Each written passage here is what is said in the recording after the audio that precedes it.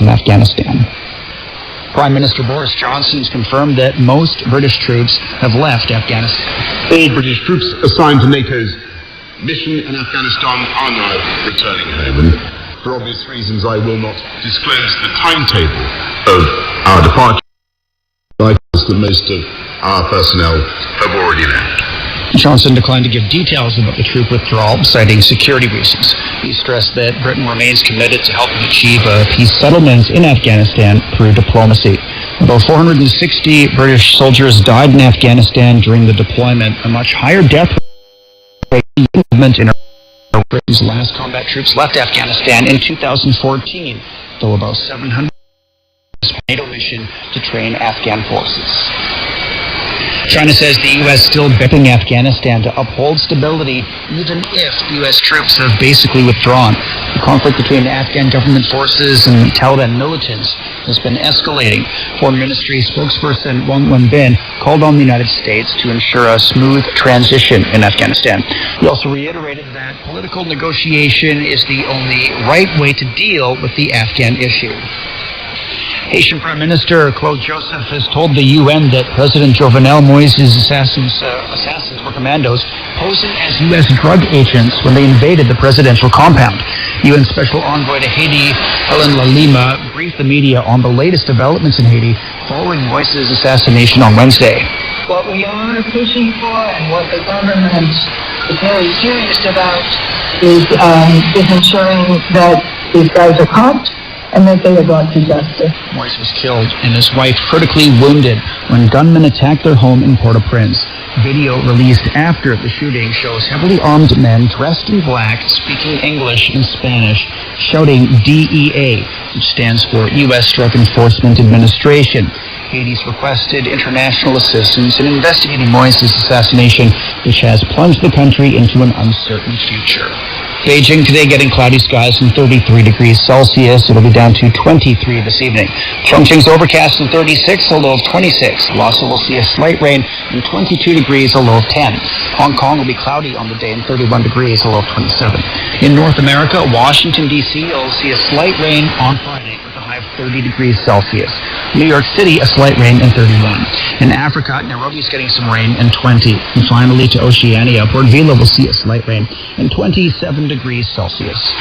It's time for a short break. So far this hour, Olympic organizers in Tokyo have banned fans from all games venues because of surging COVID cases in the region. China's foreign ministers issued a call for better relations with the EU during a video meeting on foreign affairs and security policy. And the U.S. says its planned withdrawal from Afghanistan will be completed early.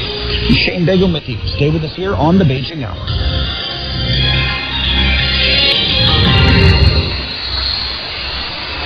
A million, a billion, or maybe a gazillion years ago, a giant split open an egg. Then came the lady giants who made people, and Mr. Curie, Mr. Handyman, the Baron on the corner. This is our new season of Chinese Folktales, and we will explore the ancient, mystical world together. Available on Apple Podcasts, Spotify, Google Podcasts, Stitcher, or wherever you listen. Examining the events that impact and shape China and the rest of the world. This is the Beijing Hour, 1 hour of news and information brought to you every day. Your host, Shane Begum with you on this Friday morning. Still to come in business, China plans additional support for the economy. In sports, Tampa Bay repeats as Stanley Cup champions. In culture and entertainment, a new museum in Shanghai. To contact us, you can email beijinghour@cri.com.cn. Now today's headlines. Chinese President Xi Jinping has sent a message of condolence to Russian President Vladimir Putin over the recent crash of a passenger plane. All passengers and crew members were killed after a Russian An-26 crashed in Kamchatka in the Far East on Tuesday. Chinese Foreign Minister Wang Yi is calling on China and the European Union to handle disputes properly. He made the remarks during a video conference with the EU High Representative for Foreign Affairs and Security Policy. China and the EU have a comprehensive strategic partnership, and we are two independent forces in the world. We believe China and the EU have a responsibility to maintain dialogue and cooperation in our relations. We also have an obligation to adhere to mutual benefit.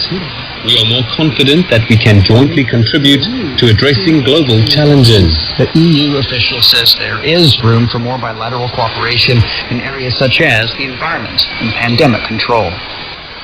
The Hong Kong government condemned Washington's continuation of the national emergency with respect to the region. The spokesman says the United States has maintained an unjustified stance on Hong Kong's efforts to enforce the national security law. He called the U.S. sanctions against both the Chinese mainland and Hong Kong barbaric acts, and says they are a breach of international law and basic norms. The spokesman urged the United States to immediately stop interfering in the internal affairs of China and of the Special Administrative Region. No fans will attend the Tokyo Olympic Games at venues in the Japanese capital. The decision comes after a state of emergency was issued for Tokyo amid rising COVID-19 cases. Tokyo 2020 President Seiko Hashimoto expressed